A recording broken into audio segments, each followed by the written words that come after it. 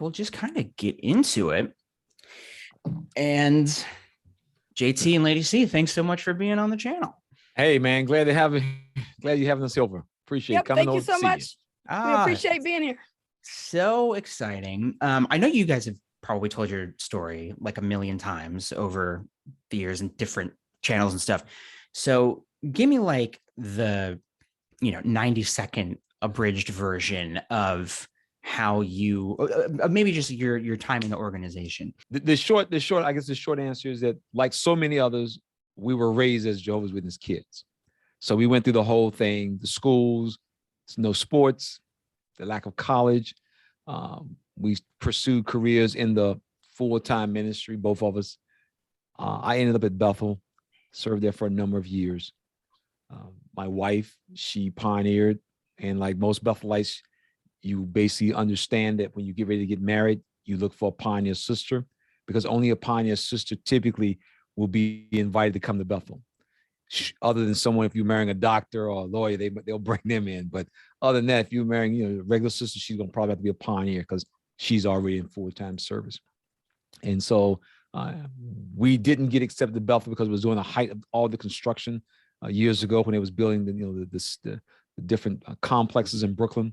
So room was very tight. It was very hard for brothers wanting to get married to get excited, get accepted. So we ended up moving down into the Washington, D.C. area. Got into a very, very good congregation in terms of organizational speaking. At all times, 3, 4, 5 of the elders on the body were Bethelites, ex-Bethelites. All the COs that we had, all ex-Bethelites. So our congregation was kind of unique. We were given a lot of privileges because we were all Bethelites, to be honest with you. He's like, CO would say, look, y'all guys know what to do. And so we were used extensively in organizational procedures and policies and positions, circuit level, as well as quote unquote the regional. And so we were trying to be a good pioneer. My wife was auxiliary pioneer at the time. We was trying to be a good, Jehovah's Witness couple, good elder, help their friends out. And then basically we got hit with changes in a lot of the doctrines. We did a video on why we left, basically 3 doctrines, started us on our journey. The change in 1914, the change in the alternative service, and the change in the sheep and the goat. And our congregation was very unique. Lady Cee can share with you how our congregation was unique. And it was really a challenge to be a young sister married to an elder. And so I'll let her just share just a couple of things about how our congregation was a little unique for what we were dealing with at the time. This is perfect. He queued you right up. That was amazing. He sure did. But one of the things that I'd like to say about that is, growing up in various congregations when my father was, we were traveling with my father through the military. I always noticed that we had a lot of families in our congregations. And the last congregation that I was associated with prior to getting married, once again, all families, mostly, everybody seemed to have something in common. So when we got married and we decided to choose this congregation for whatever reason, and we get there, and it's like 40 single sisters, ranging from, teenagers all the way up to 80 years old, right? So you don't really see yourself in this congregation, in the group. And all of the elders were older than us. So you didn't see anybody in your age group that were in leadership roles. So I didn't fit in my new congregation in terms of demographic, but all my life, everybody was always families. And I finally get married. I'm like, oh, I'm finally getting married. I'm finally going to be able to be one of these families that were all hanging out together and getting along and stuff. Hearing about the sisters that took a weekend trip to Myrtle Beach and I didn't get an invite, stuff like that. You know what I mean? So it was like, and this one sister told me, she says, oh, we couldn't invite you because you're younger than we are and this and that. But that wasn't the reason why I wasn't invited. But it was like, man, you really see the differences. And then you're looking at life and you're saying, wow, this is the only these are the only people that we're supposed to be hanging around. But now your newfound congregation don't want to have nothing to do with you because you don't fit into their group. So that's what I found. Now, it wasn't like I didn't find anybody to hang out with, because it was some sisters in our congregation that I could talk to, but we didn't really do a whole lot together, like recreation wise.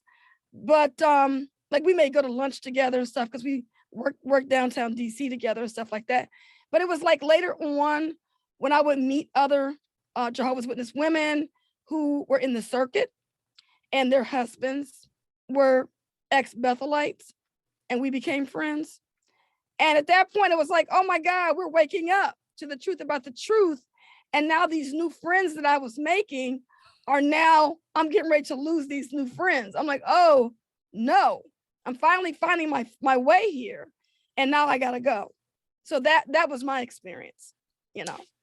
I thank you for sharing that, by the way. I like how we kind of touched on two things, and I didn't plan it that way. My viewers will know that I plan very little, so they know I'm not smart enough to do that. But we touched on like the like doctrinal aspects and the cultural aspects. And I think for different people in their waking up process, those things hit them in different ways. It's all part of the same package, but it also is part of how the organization changes. And that's kind of why I wanted to talk to you folks, because you have, we were talking on your channel recently just about how you can kind of pinpoint somebody because of, you know, what color their Bible is or their songbook. You know kind of what period somebody's era in the organization was based on those things. And you have a different perspective than I do as somebody who was, you know, born in 92 and then left in 2018 or no 19, something like that. What is time with COVID anymore, right? Like it's completely slipping by. I know, right? So I kind of wanted to talk about that. Like, so what year did you guys both get baptized, and then when did you leave? I got baptized when I was young. Well, I was 16 when I got baptized. Okay. And right before high school, or I finished high school, and so I came in as a young teenager. So that sets the course that you follow. We left this organization in '98, right after they had changed the teaching of the generation. That was what started us to ask questions. Sure. And so once, as you know, once you get that crack in the foundation, you can't repair it. From there it just snowballed. It just snowballed. Yeah. So before '98, how long had you both been in? All of our life. It's probably about 25 years. Yeah. Okay. Gotcha. Good deal. And pretty much same for you, Lady Cee? Yeah, I got baptized at 18. And it's interesting that you said that we came from two different perspectives of what we were looking at in the organization. And the reason why is because as a brother, JT gave a lot of talks about 1914 generation and stuff like that. Oh. And I, as a female, this is all I ever known was Jehovah's Witnesses. So when I told my experience, my personal experience, the reason why I woke up was because of the people. I didn't wake up because of doctrines. JT is the person that shared those doctrines with me. And because of the people were so crazy, I was like, you ain't leaving me here with these crazy people, because it didn't take much for me to look at what he was saying, because it made sense why the people were so crazy, right? You were seeing it from this other, like, more social perspective. Yeah, exactly. Because if I got to be with these people that I don't like and that we're not clicking, there's got to be a reason why. And then when he showed me that the teachings was wrong, then it was like, well, what else is wrong? And so, like I said, I was one of those little kids that was doing what I was told. Like my mom was saying, you got to be at the Kingdom Hall. This is where the truth is. I'm one of those people that believed in the paradise earth, and I wanted to be there. And so I wasn't given those talks that JT was given. So, I remember giving the talk about the 607 BCE and the 2,520 days and stuff like that. But I never really clicked on it like that or looked at it as being wrong. I just knew I was told the Kingdom Hall is the only place that's going to give me the salvation and being in that paradise earth. So that's what I believed in. And no matter what was going on, I was going to be there, you know? Yeah. Yeah, That makes I was a doctrine man. I was an organization man. And that is the culture that you will get if you go to Bethel and you associate around certain people. I had a mentor who used to work in the service department. He flunked me a reading test. I flunked a reading test. How does one flunk a reading test? Yeah. Well, what happened once you become a ministerial servant at Bethel, there's certain privileges that you can start to get at Bethel, and one of them is you can audition to be one of the readers. At the time, we was doing cassette. The Watchtower was on cassette and all that, and so you could audition to read. So this guy, I signed up, and we went down and do the test that morning. About 300, it had to be at least 300 guys in line. No sisters.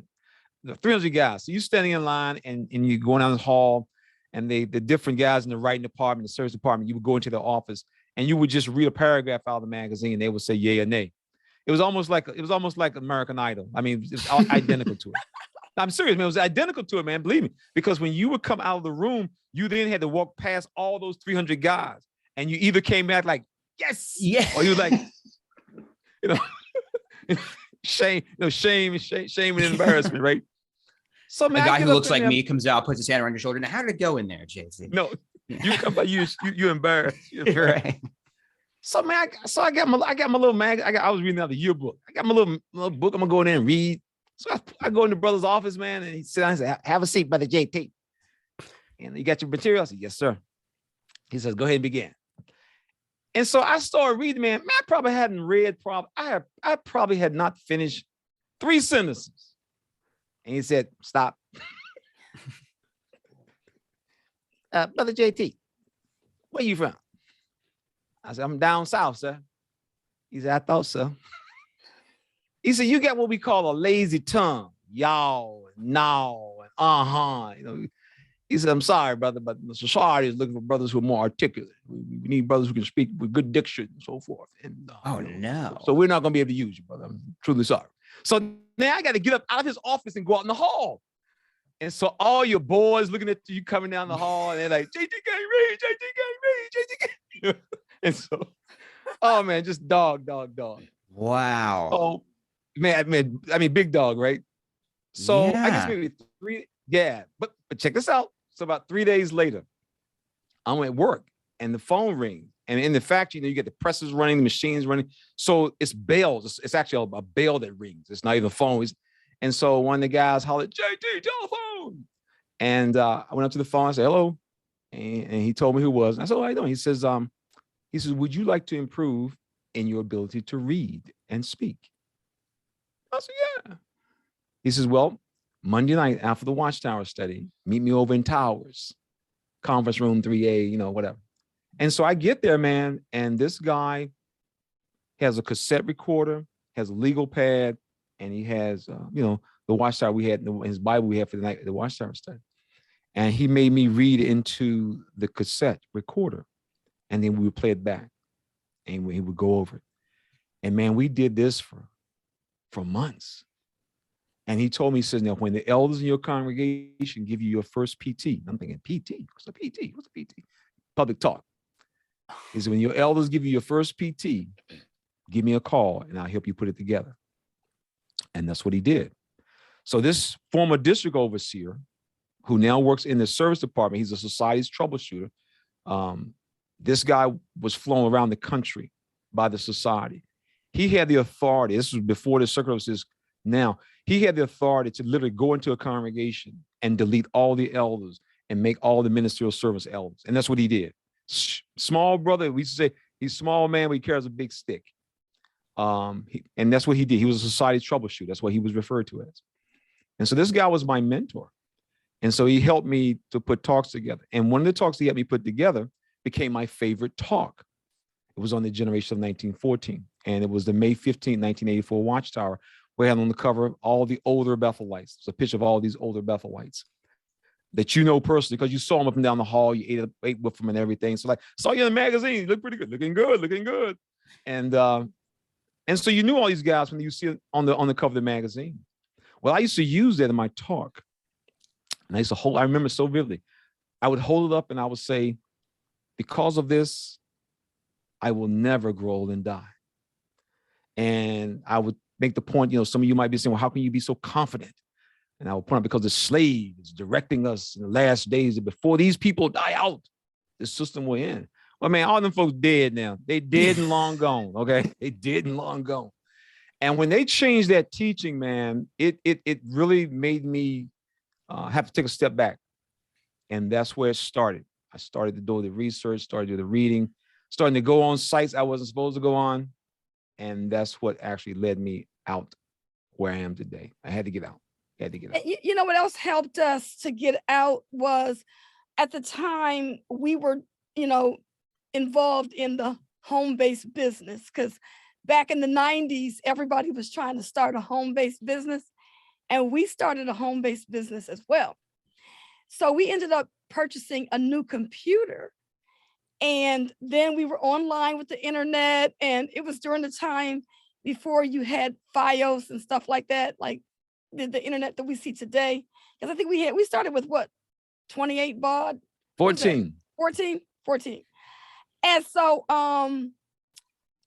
it was slow, but we got online, and of course, we're having fun typing in Jehovah's name and stuff, because when you're growing up, they're like, oh, Jehovah's name is in the encyclopedia and in the dictionary.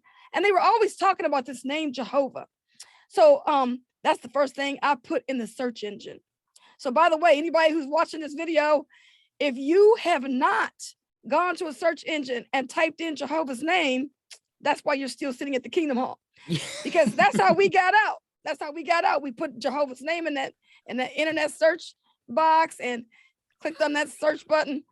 And all of a sudden, all the stuff started coming back, like Randy Waters and all these bulletin boards and things that people were on talking about this religion. And it's nothing like you see today. You didn't, back in the day, we didn't see people's faces. All you could see was their screen name and any information that they decided to type under their profile. And so we were working on a lot of emails, back and forth emails and stuff like that. Back then, we didn't have like unlimited long distance.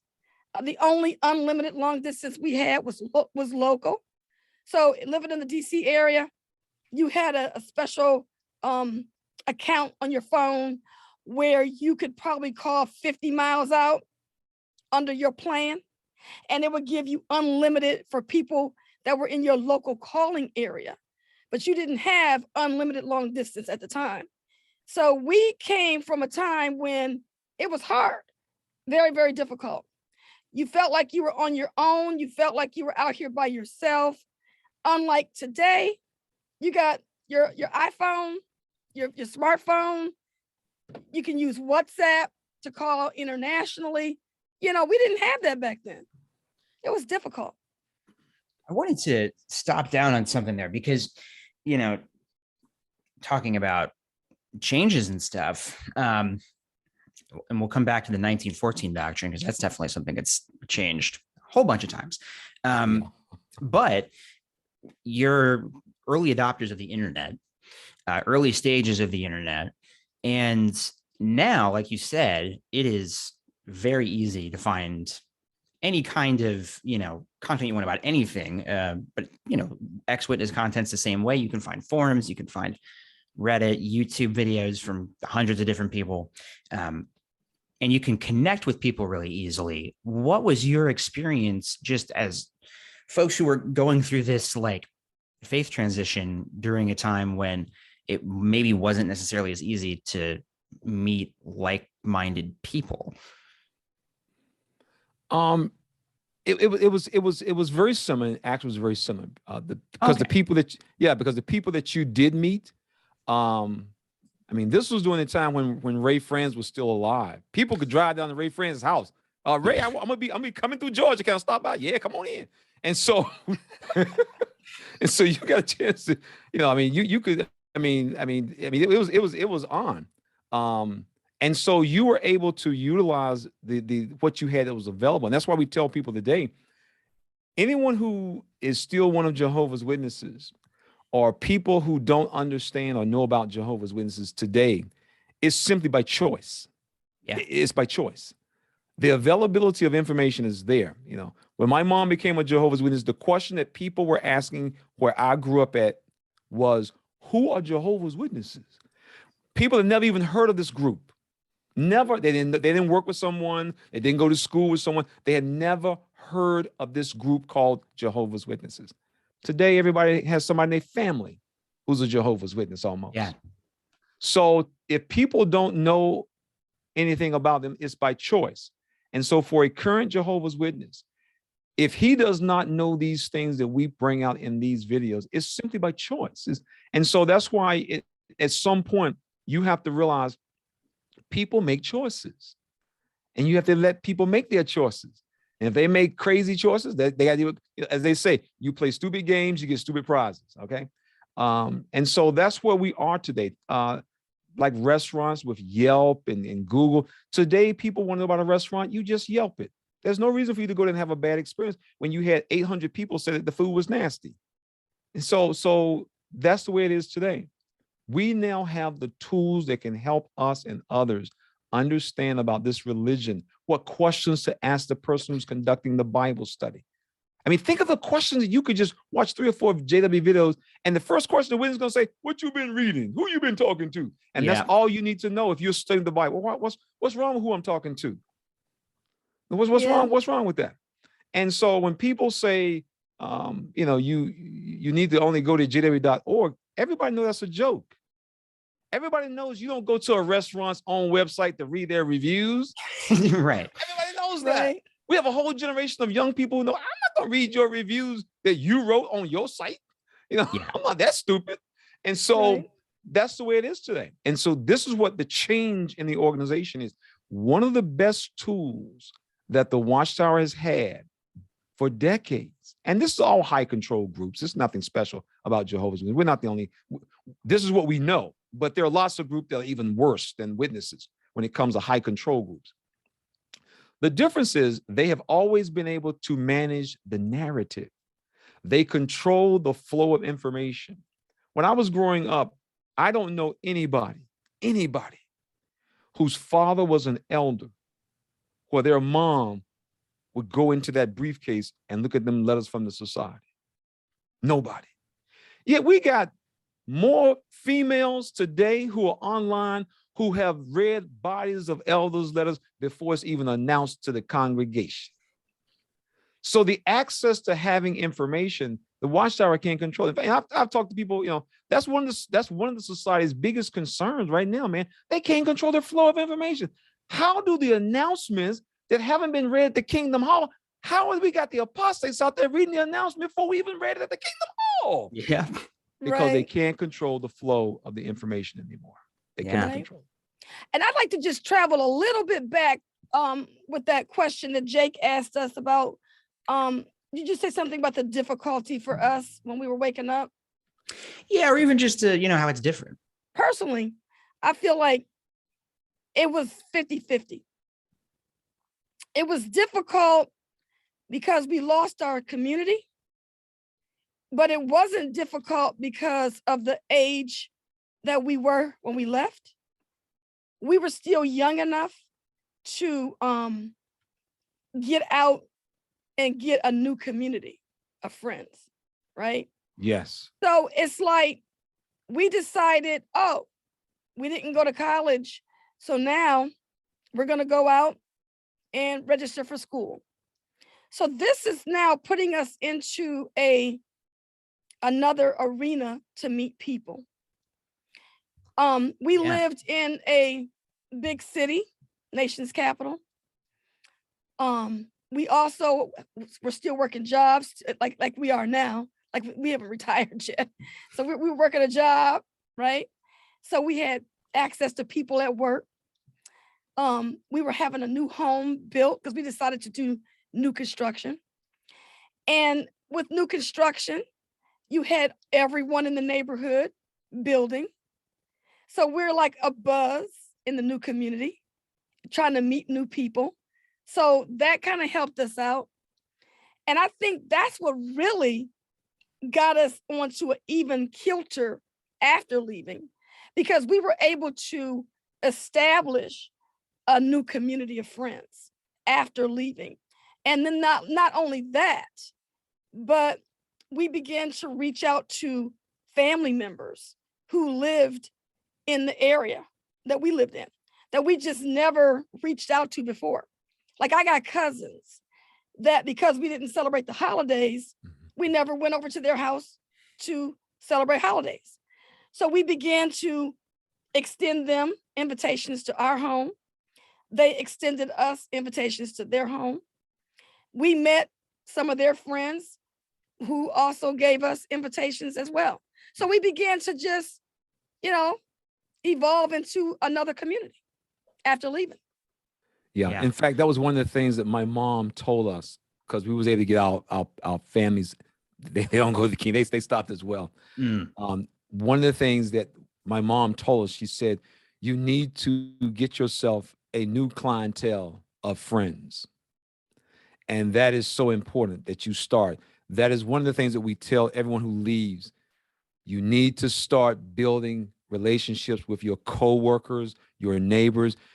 In fact, reach back into your high school. We went back to my class reunion. They were still calling me Preacher Man. Okay. Preacher Man's here. Okay. And I mean, hey, man, I was trying to count time. I was trying to count time in school. Okay. School was my territory. That's what they told me. Okay. They told me the school was my territory. So we explained to them, and it was so amazing, man. We explained to them. And one of the most fascinating things, I'm gonna tell you, Jake, when we talk to our relatives who saw us grow up as kids, like, for example, I'm not trying to brag, but I have relatives I'm very proud of. I have a cousin, man, first cousin. My first cousin, does something that you don't really hear a lot about African Americans. It's just a personal experience. My cousin flies a 747 every day. And he flies from Juneau, Alaska to Beijing, China. And to see an African-American man walk into a restaurant and speak Chinese, it is simply amazing to see. The point is, I never got to know him growing up. Yeah. You see, every year when his family would come down south, they only came down during the holidays. So they would go to grandma's house, and we didn't celebrate holidays, so we weren't going over. And because they knew we didn't celebrate Christmas, they didn't come over. They didn't want to feel funny. Because I remember when we first became witnesses, they would come over and bring toys and gifts and stuff. And of course, we never reciprocated back. We never well, I ain't gonna spend no money on y'all ain't spending us nothing. And so after a while, they stopped sending gifts, they stopped sending cards. They just cut us off because we had nothing to do with them. The problem was my cousin was growing up 9, 10, 11, 12. He went off to college. He went to the Air Force. He flies F-35. This guy does everything. And so it was only after we left the organization did we get a chance to really talk. And he's like, let me show you some pictures, man. Look at the back of the 747. This is what a 747 looked like with no seats in it. And so, because he flies cargo plane. And so it's like, man, we was in this religion, man. Yeah. Our relatives told us when we went back and told them, look, we left this religion, we trying to make a break, and we're sorry for how we treated y'all guys. We apologize to our relatives, man. They told us, JT, we feel sorry for y'all. We used to see you out there, 8 years old, your little suit on, your little tie on Saturday morning with a briefcase bigger. Because see, back in the day when I was coming along, young kids, they would carry a briefcase that the brothers would carry, the big brothers would carry, because you couldn't find the little portfolios, the cool stuff you can wear, you can carry now. Right. He was carrying a big old bag, man. Crazy. Yeah.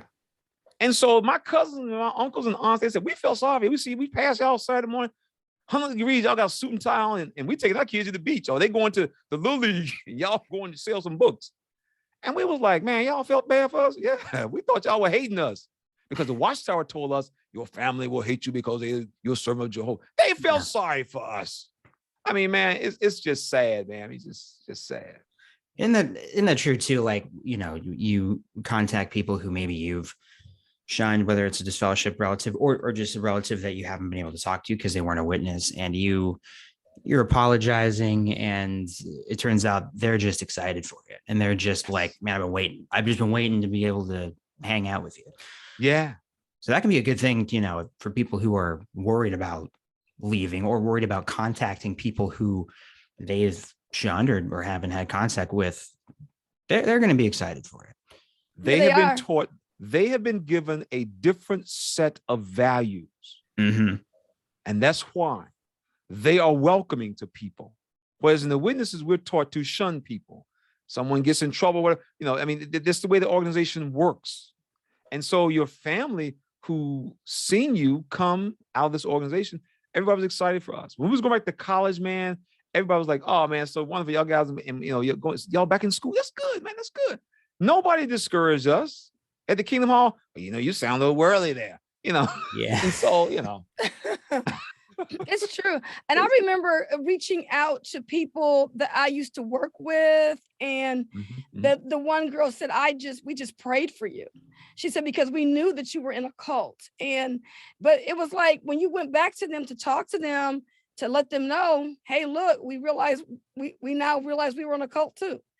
And it wasn't like they weren't, welcoming and inviting you to be in their circles and stuff like that, Yeah. So. Yeah, it's obvious to everyone but us, right? Everyone else can see that we're doing some crazy stuff. Us. Yeah, they're passing us in, cold winter in full suits, knocking on doors, thinking that must suck. I feel really sorry for them, and we're thinking, they're gonna die at Armageddon. They're not gonna make it. They should be. That's exactly what we're saying. So dead man walking. Feeling sorry for each other. Yeah. I wanted to kind of touch on the 1914 thing to go back a little bit, because one of the things that kind of shook you and startled you to that awakening process is seeing this thing that you had been preaching as evidence that this is true and that had given you hope, and that you're spreading to other people in public talks, seeing that just change like that, and suddenly this thing that had been evidence is no longer applicable and is in fact false. But the 1914 teaching has changed even since then. What was it before? Do you remember? Or what did it change to at that time? What were you preaching? And then what did it change to? Do you remember that? Well, actually, when they dropped it, the position was pretty much where they really didn't know. It wasn't clear. And then that's when it morphed into what came to be known as the overlapping generation. If you go back and you reread that article, it really doesn't state right then and there. Sort of like with the King of the North, the Watchtower taught that the Russia would be the King of the North, and then when the Soviet Union collapsed back in the day, they was like, well, we really don't know. Well, you really didn't know then. And so the generation of 1914 has really taken on a life of its own. It really almost insults people's intelligence. I mean, it really does. It really does. Yeah. When you tell somebody that I'm of the same generation my granddaddy, you sound like a fool. You sound like an absolute fool. And so to try to make that into some Bible teaching is very, very sad. Some of the teaching of the organization, they're just asinine. I'm serious. They're just asinine. And instead of just simply saying, well, we don't know. We just have to wait on God. That would be the easy way. But like we just did a video on speculation, you can't do that if you want to be viewed with esteem and intelligence and deep understanding. You can't just tell people, well, I don't really know, because that doesn't go over well. As humans, we want an answer. And that's kind of what religious belief systems will do. They may not have the right answer, but they're going to give you an answer. And they know that people want an answer. And so they feed you anything. But the generation of 1914, man, I really feel sorry. We've talked to people who are still in, man. And even they're like, you're kind of wild. Yeah. They realize it's goofy. And so they're basically staying for the social constructs of, having family. But Today, Jehovah's Witnesses do not believe in a lot of the doctrine. When my mom got I remember when my mom got baptized, she was scared to death. I remember talking to my mom before she got baptized, because she was going over how to explain the calculations for 1914 and 2,520 years. And my mom knew how to go through the whole thing. And she was so afraid that she was going to flunk the baptismal question, because she said, I know they're going to probably throw this trick question in there. And I'm thinking today, they don't even go over that stuff. The average witness, you ask the average witness, can you do the calculation on 2,520 years? Oh, no, how? Go to ExJW.org. Whereas at one time, witnesses could rattle that stuff off to you because this was our teaching. What's so sad is that teachings that we held as being teachings of God in the trash now, in the trash. Yeah. In the trash. Yeah, I wanted that's really interesting that you stumbled across that. This is something that I've talked with a couple people who make videos as a struggle, which is a lot of witnesses just don't know their own doctrine. And so you can try and break it down and explain why it doesn't make sense, but they didn't know the real teaching to begin with. You almost have to teach them what they already believe before you teach them why it's not true. So I wanted to ask if that's something that you've seen change. Like, is it more based on emotion now than it used to be? Is it just less about these like calculations and specific predictions? Oh, absolutely. See, what happened is, and if you look, we refer to this in our videos. Lady Cee and I, we talk about this all the time. You have to put Jehovah's Witnesses teachings on a timeline. It's very important to put it on a timeline. One of the most fascinating things when you put the teachings on a timeline, if you take every president of the Watchtower Bible and Tract Society and you put them on the timeline, and underneath them, you put all the books that were released under their presidency, and you ask, where are those books today? They're in the trash. Under Rutherford, all the books that were released at all the conventions, Food from God, Truth, they're in the trash can. And right now, as we are speaking right now, they are finishing up trashing all the books that came out under Fred Franz. They're going to the trash can. And so at some point, if you are a critical thinker, you have to start asking yourself, hold up, dog, how do you have 100 years of books that's now in the trash and you told me they were the truth? At some point, you got to stop and ask yourself that question. You can't have the truth in the trash. Truth don't go in the trash. Truth stands. And that's one of the reasons why you will rarely hear brothers use the phrase, Jehovah's Witnesses teachings are as solid as a rock, because they're flexible. Yeah. They're like Play-Doh. You can mold them, twist them. It's literally about following a chariot, keeping up with a chariot. It's about keeping up with movement, not believing in something solid. No. Yeah. And it's interesting. Lady Cee, what about your perspective? Have you noticed that same thing? Absolutely. I just feel like when we were Jehovah's Witnesses and we were dealing with 1914, myself personally, that teaching just told me how close the end was. So I was more apt to look at it from the angle of, I'm not really interested in how you arrived at the date. I just know that you told me that this date is something that I had to keep in mind. And that was telling me, hey, look, I'm not going to ever grow old in this system. This is going to be my free get out of jail free card when it comes to my life. And the reason why I didn't pursue certain careers and education and stuff like that. So like, I'm not looking at it from the angle of I'm giving a talk about it. Mm-hmm. I am a recipient of this teaching. I'm going to benefit from this teaching. Yeah. And I'm going to go out and I'm going to preach the good news of the kingdom. And I'm going to tell everyone else why they should join this group, because this teaching 1914 is going to also benefit them. That's how I looked at it. Yeah. We had two. Go ahead. Just to tag on that, we had two key things that we taught and believed very sincerely that kept so many Jehovah's Witnesses going.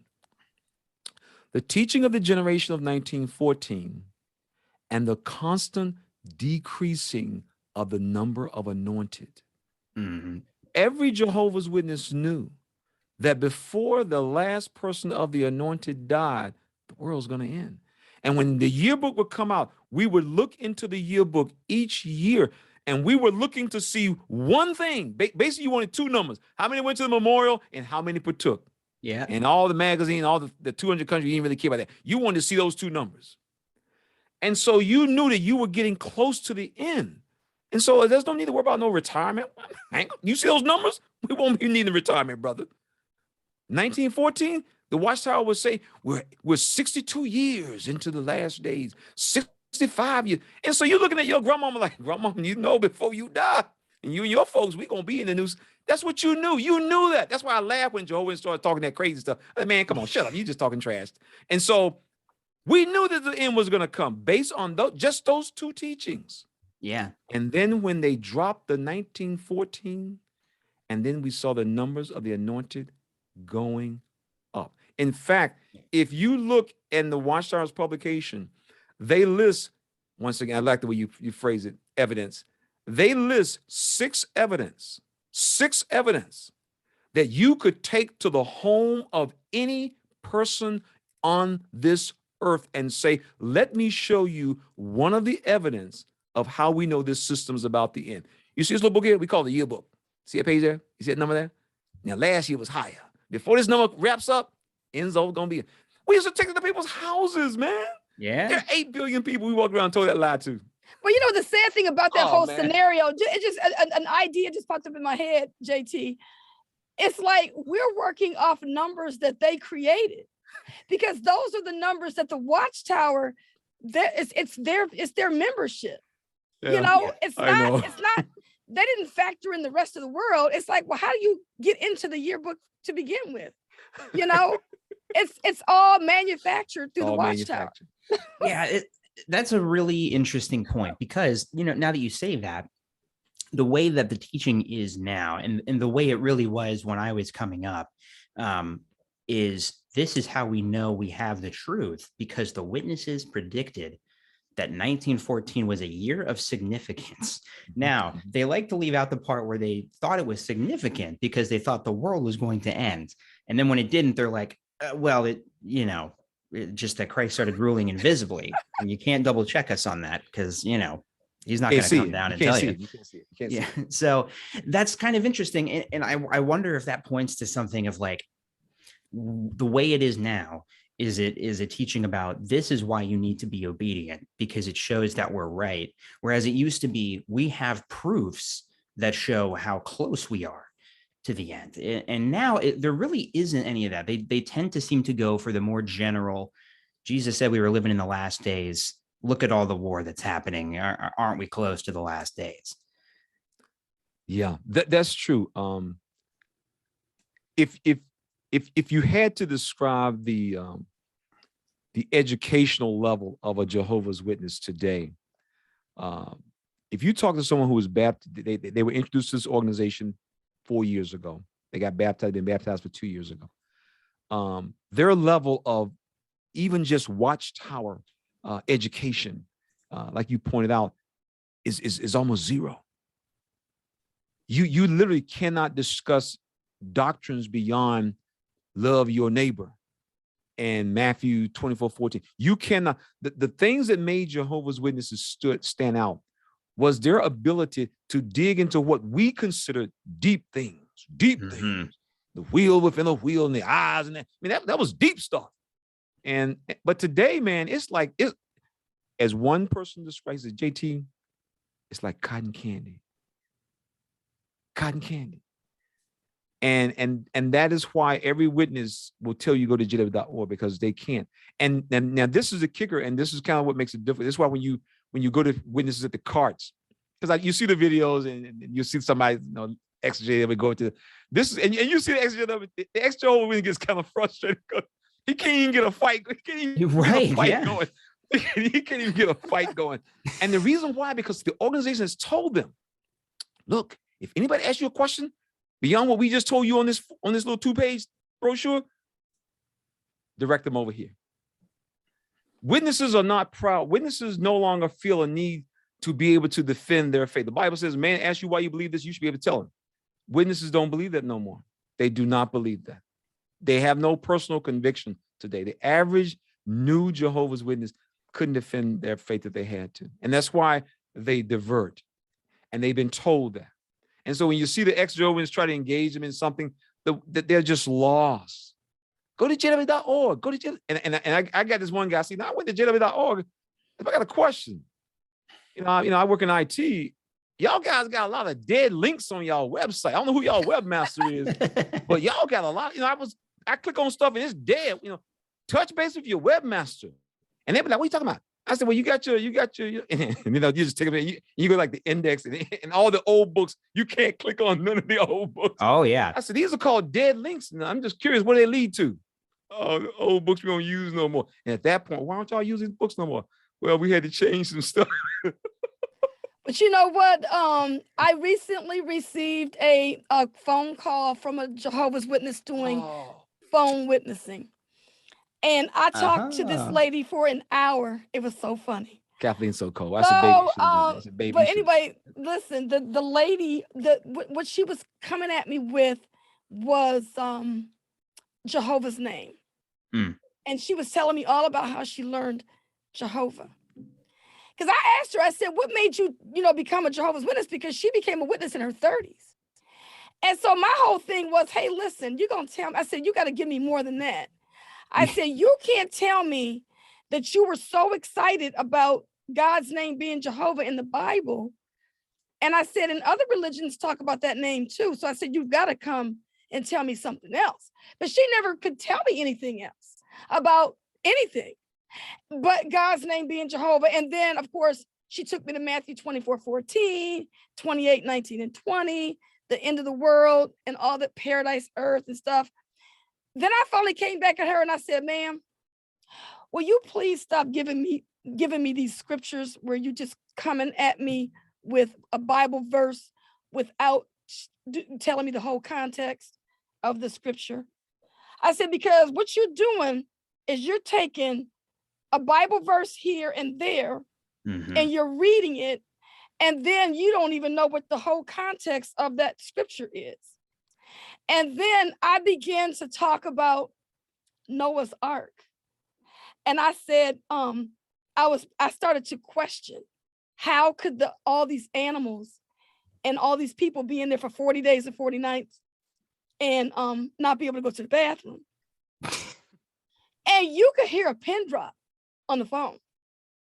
So my thing is, when it comes to talking about talking to Jehovah's Witnesses, don't come at them the normal way.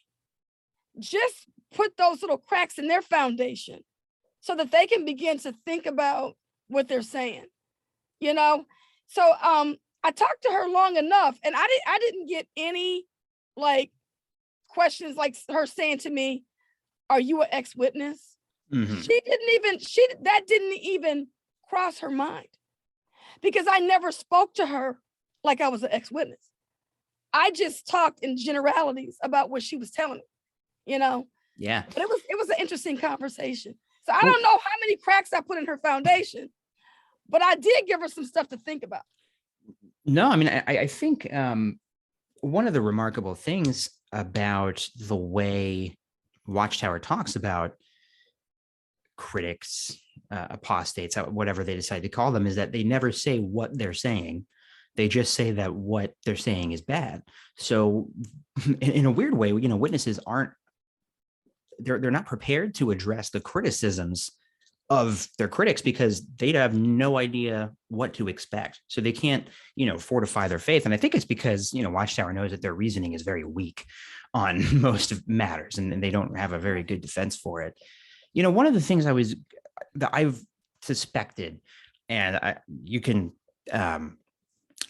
tell me that I'm wrong, or maybe I'm onto something. But one of the things that happened during my waking up process was there seemed to be a bigger emphasis on the organization being so global and so worldwide and so polished. There were, more videos showing, people from all over the world. And in a weird way, it made it seem kind of less special to me, because when I was growing up, going to the Kingdom Hall just kind of felt like going to any local church and you just kind of knew everybody, and it was just kind of a small time thing, and you were aware that there were a lot of witnesses out there, but it was easy to dismiss the issues that you saw because it kind of felt like a small, just humble group of people. Um, have you noticed there being like an increased focus on this sort of like global aspect of the organization, or was that kind of there as well? I know, JT, you probably have a different perspective because you were at Bethel and you saw a little bit more of that. I think your overall point is on point. We discussed this as well. You have to remember when the organization first started out, it was small. Charles Taze Russell started out the organization and it was small. And he dogged the Catholic Church because they had so much property and buildings all around the world. Mm-hmm. Well, as the organization grew and they got big buildings and stuff all around the world, they stopped dogging the Catholic Church about how many buildings they had. So then it shifted from, oh, we being blessed. Well, the Catholic Church got their blessings, 1,800 years ago, according to you, because you dogged them when they had the big buildings and you was talking about it. So it's really amazing. One of the things that the organization knows is that people are impressed when they see things. That's why multi-level marketing organizations, they bring you to those big rallies. If you've ever been, I was in one years ago. They bring you to we used to have what was called Dream Night. Yeah, man, it was called Dream Night, where you would go to someone in your upline's home and they would open up their home and you would walk through and you would see their pool and their motor homes and their 3 Rolls Royces, and you could go upstairs in their wife's bedroom and you would see 800 pair of shoes, and they was like, you can have this. Just keep moving the product. And so that's what the Watchtower does. They advertise their products. And like I tell people all the time, Jehovah's Witnesses probably have one of the best religious products in the world. I mean, it's very impressive. Most religious organizations, they offer people the chance to go to heaven, sit on clouds, drink milk, eat honey, play the flute. Watchtower is going to give you beachfront property. Beachfront property. If you want a log cabin up in the mountains, you're going to get that. So it's just amazing the way this organization today emphasizes our global wealth. That's what they do. That's all they do now. Yeah. And my experience with people in the religion in a global perspective, I can give my own personal experience moving to Puerto Rico when I was a kid. And my mother had written to the society, let them know, well, the brothers she told the brothers we were moving, and they let the brothers in Puerto Rico know that we were coming. So I was like, wow, is this easy? And we got there. They were waiting for us to get there. And I felt so special because they knew this family was going to be coming and being part of this congregation. And so I knew that, wow, all you got to do is write to society. They alert the branch where you're going. And then there's these witnesses waiting with open arms. So I actually believed, hey, look, this is like this all over. We didn't go to Germany or anything like that, but we did have friends that were Jehovah's Witnesses that ended up on the same military base that we were on. They came from Germany. Some of them came from England and stuff like that. So they told me their experiences with the Jehovah's Witnesses in those areas. So I really felt like, wow, we do have it going on. And I did believe in every Sunday that we all studied the same Watchtower. I believed in all that. And then the other thing that I remember about the global aspect is when we were told to write the letters to Malawi for the people who were not buying with the 25-cent political card or whatever it was. Yeah. And they wouldn't cooperate with the government. And so we were told to be part of that letter writing campaign. And I remember they would give us a template that we could just print it off and then personalize it, sign it, that it came from us. So I remember that from a global perspective. That's interesting. I didn't know that they did that because they did this for Russia a few years ago when the ban started. They had us write letters to Vladimir Putin and all sorts of Russian oligarchs, trying to reverse the ban. I didn't realize that they did that for the Malawi thing. which if you're not familiar, look it up. There was a similar ban happening in Malawi that was forcing a lot of witnesses to be imprisoned, among other, terrible things that happened. Yeah.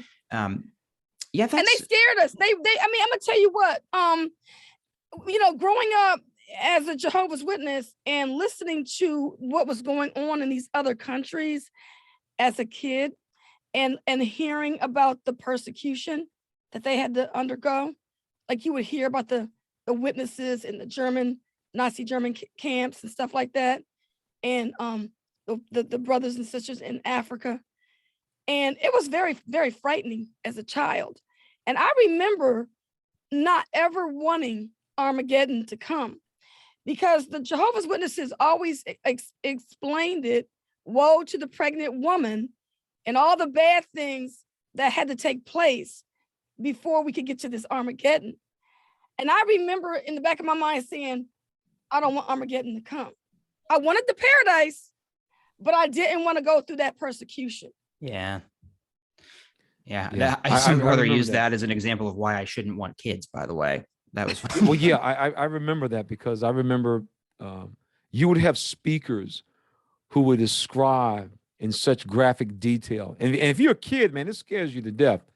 How you're gonna have to run. We're gonna have to run and hide.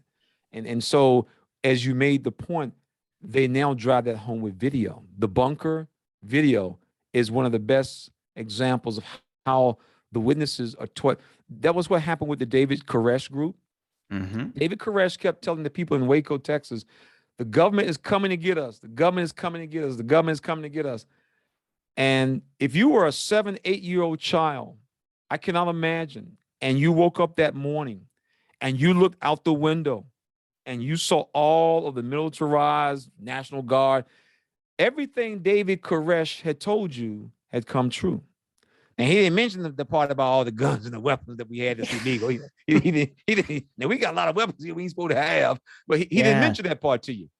But as a child, man, that would be like a fulfillment. And so the same with the witness child, the witness children. You grew up with the fear of Armageddon and how your classmates are going to turn you in. I mean, they fill your mind with all of this stuff. And for many of us, man, I mean, I talk to people that there was a book, and everybody who's watching this video may remember this book if you came up in a certain time period. It's called Paradise Lost, Paradise Regained. It's like a pink book. On the front cover and on the back cover, with like the first page, there's a picture of like Armageddon taking place, and they got people falling into the earth from earthquakes and stuff, bicycles, children falling in. And I remember my mom used to tell us, "Man, that's gonna be you. You gonna go out and feel sir." Man, scare you to death, man. Scare you to death. That's I right. talk to people right now who they are 25, 30, 40, 50 years old, and they still remember the type of fear they were instilling them when they were a kid. Still remember to this day. Yeah. You effortlessly brought us to videos. I was going to ask you about that because this is a very different thing. Videos existed in some capacity, obviously, but the extent to which they're currently using them and having them as a part of every meeting multiple times, using them in the ministry, even almost in a way going back to the phonograph thing that they used to do, where they would just play a presentation. What effect, because you guys interview a lot of people. You did a nice series, by the way, a year or two ago, where you interviewed a bunch of younger people who had come out recently.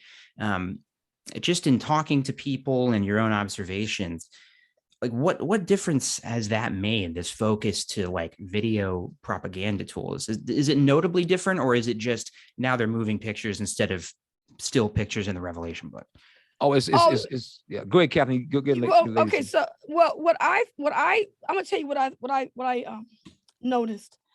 Remember when they did the video? It was like a 3-part series with the Asian sister, and she wanted to pursue a career, and they were showing how at first she actually was really into I forgot what she was trying to be. Yeah, she's trying to be a real estate agent. Real estate agent. That's what it was. And it showed all how she was into her job and things like that. And to me, it reminded me of an after-school special. If you've ever watched those after school special TV shows where it's showing you about some young teenager that gets into some kind of trouble and she transforms her life and then she's off into a better life after she learns her mistakes. That's the way I felt that series was. And if I was a Jehovah's Witness when I was watching that, it would have really stood out very, very prominent in my mind. And it would have made a really good impact because at the end of the series for that woman, she came back full throttle to Jehovah. She gave up her idea of becoming this real estate agent, and she decided that she was going to do Jehovah Witness stuff, and that was going to be her main focus. So, like, as an individual who also teaches for a living on my job, we have discovered that when you're teaching people something, the video really seals the deal with the learning. Mm. Because not only are you telling people something, but you're giving a storyline. It's like a movie. And I mean, one day I watched these movies that the Watchtower had put out, and it was so convincing. I mean, imagine you're an activist and you're teaching people this is not the truth. And you sit down and you listen to one of those videos. And if it wasn't for a few little things that you knew that was out of sync with the video, you would actually believe what they were saying. It's actually convincing. Some of that stuff that they say is actually convincing. They put a lot of production into it too. They're much more professional than they used to be. Yeah, and it's understandable. You talk to any psychologist. Psychologists have been studying for years the effect of television on children, the effect of television on individuals. That is why the advertising industry is a billion-dollar industry, because they understand the impact of television. Years ago, they had a presidential debate between a man named Richard Nixon and John F. Kennedy. And it was the first time they actually televised it. In the past, it was always on the radio. And when they did the polling showed that Richard Nixon on the radio won the debate. But television voters said that John F. Kennedy won the debate. And the reason, when they begin to dig into it deeply, the reason why is because of the way each person looked. Richard Nixon was an older man. He was aging. You know, he was like somebody's grandfather. Whereas John F. Kennedy, you know, he was smooth, slick, and I can date him. I wouldn't mind him marrying my daughter. And so the imagery is what takes place. You made the point early on that how the Watchtower will incorporate not only video and sound, but music. Everybody knows that music can move people. Music, upbeat, downbeat, depressed, get up and down and boogie. I mean, so music changes people's emotions. Watchtower effectively does that. One of the videos that this is what I will say about the video. This was a video I could not believe those guys put out, but you know, they're not always the sharpest knife. I could not, no, I'm serious, man, because I've used this video and this video is powerful. I could not believe that they put out the video they provided a training video on how to properly treat your disfellowship family. Yeah. Where they had to go. And when you send this to people who are not witnesses, they're like, what? And you say, now keep in mind, this was at their summer convention all around the world. So the next time a Jehovah's Witness tell you about this disfellowshipping thing, you're now seeing it in color, how they want you to treat your child if they leave the church. And why that's so important, because see, lots of people got kids that don't go to church. My son ain't been to church in 5 years, but they don't stop talking to them. The idea or the concept of the pastor telling me not to talk to my child, you must be out of your mind, JT. I don't care what Pastor Leroy Johnson say. I'm gonna talk to my child. He take me to the grocery store every weekend. Pastor ain't done nothing. When you show that to people, they're like, y'all religion would teach y'all that kind of stuff? And you say, yeah. And then you show them the video and you say this was part of their training program at their summer convention. So the videos can cut both ways. Believe me, they can cut both ways. And that is probably one of the most powerful videos I have ever seen the society publicly released. It's almost like an internal video. Like, did they? Because Yeah. I talked to a couple of guys, man. We were like, did they mean to release that? Yeah. But remember, you know what, and just going back with these videos and talking about the effect that they have. Now, remember, JT, you mentioned that you used to belong to multi-level marketing. And one of the things that really kind of upset me, not really upset me, but kind of put me in a bad situation. The sister in the congregation says to me, I want you to come with me to this meeting. And she wouldn't tell me where we were going. So when we finally get there, we're at a multi-level marketing meeting. Because what they do is if they want you to sell their product, they want you to bring a friend. And when you bring your friend, they don't tell you why you're coming because they know you're not going to go. So they get you to this venue where you have to now sit there and listen to them give their speech. So they're going to tell you how much money they made, how much money you can make, and all of why, you know, you can be there. But my friend, she can't explain that because she's not going to be able to be as, you know, charismatic or whatever it is that they want to be to get you to sell their product. Well, these videos are the same way. The Jehovah's Witness videos. Jehovah's Witnesses are not going to be able to explain it the way this video is going to be able to tell you all about this paradise earth and why you should be here under this Watchtower umbrella. So they use that, you know, that jw.org. Go to jw.org because this is where you're going to be able to watch this video. And they're going to tell you how this works. So the difference with the video and what we were going through is when we were Jehovah's Witnesses was, I'm going to bring this elder back. His name is JT. Yeah. And he's going to explain to you what I can't tell you because I can't explain it the way JT would, but I'm going to bring him back next Sunday. And he's going to tell you all about this. So the videos have replaced that. They're JT. They're the new JT. Yeah, that's right. That's funny. See, y'all sick. Right. But we all did that.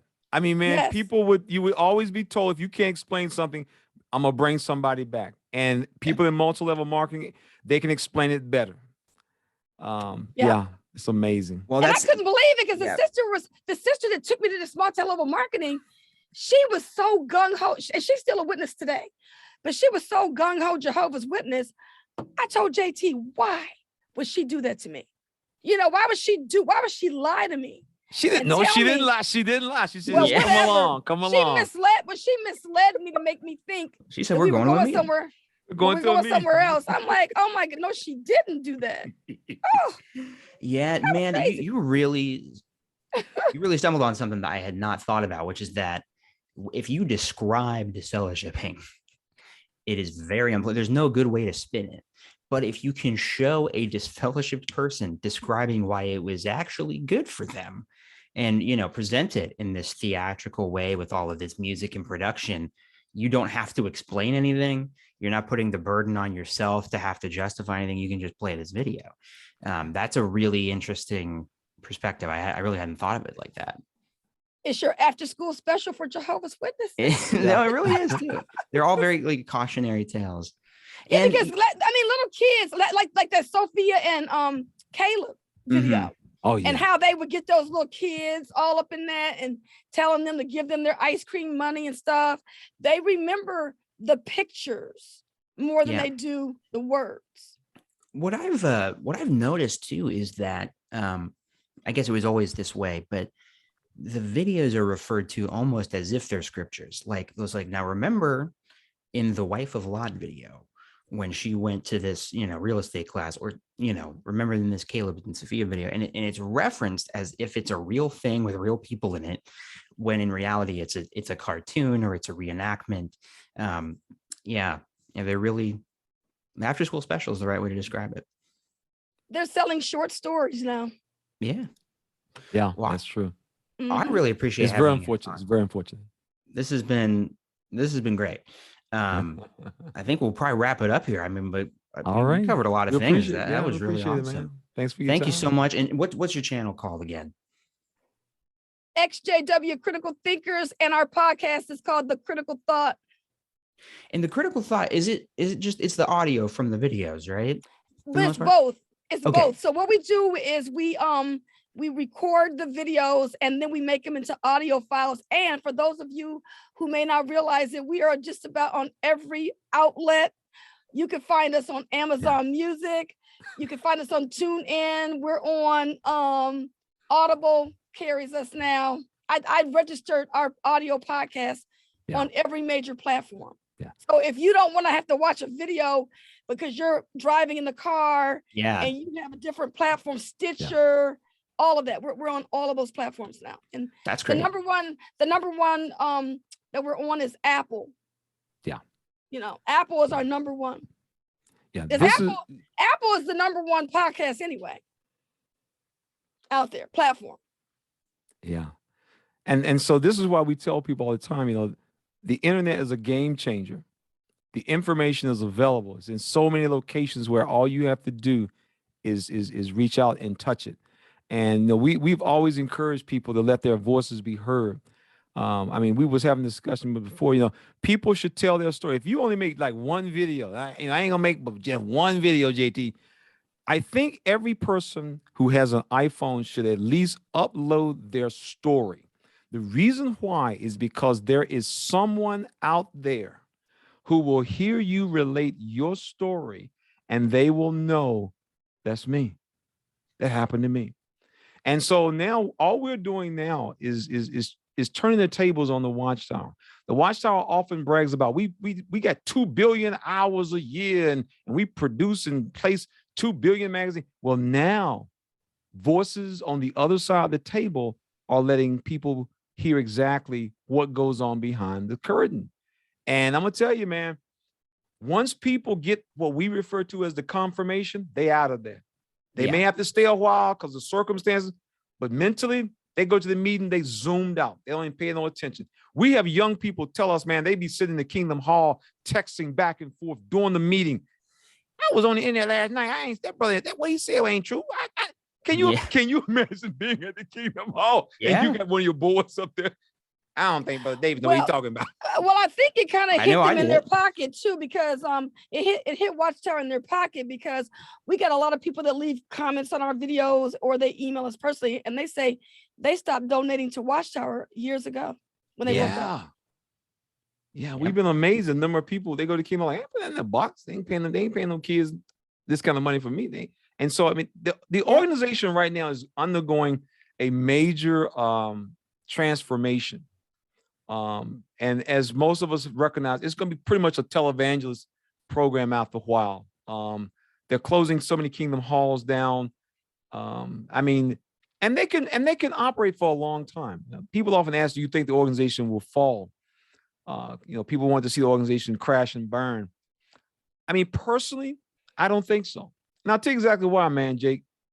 Religious belief systems are powerful. There's a man, his name is Carl Sagan. He used to do shows years ago, talking about the solar system, billions and billions of stars and so forth. But he made a comment about Jehovah's Witnesses. And if you get a chance, I encourage people to look up the comment that he made about Jehovah's Witnesses. And he made a point that basically the leadership has contempt for the intelligence of their members. And for that reason, they realize we can sell them anything and they'll buy it. And that's true. There's not going to be a mass exodus out of this organization because where are those people going? That's the question witnesses are asked. Where are you going? Yeah. And that's true. I mean, where are you going where somebody's going to promise you the stuff that Watchtower promised you? Nowhere. Only problem is they can't deliver it, but they can promise it. And so that's kind of what you're left with. I mean, they can't deliver. You know, they can sell it to you and you get your little tracking order number like all of us got. And every time you call it, it's like it's in route. You know, it's in route. Oh my God! I didn't realize it was 1 o'clock. Oh my goodness! Yeah, I know. I had the same thought. Hey man, it's been good. We have enjoyed it. Really It's good. been a pleasure. Yeah. Yes. I really appreciate it. Yeah. Yeah. We'll have to reconnect because it's been really great. And I really love your channel. I always have it. I don't know. You're one of my favorites. I really appreciate you guys.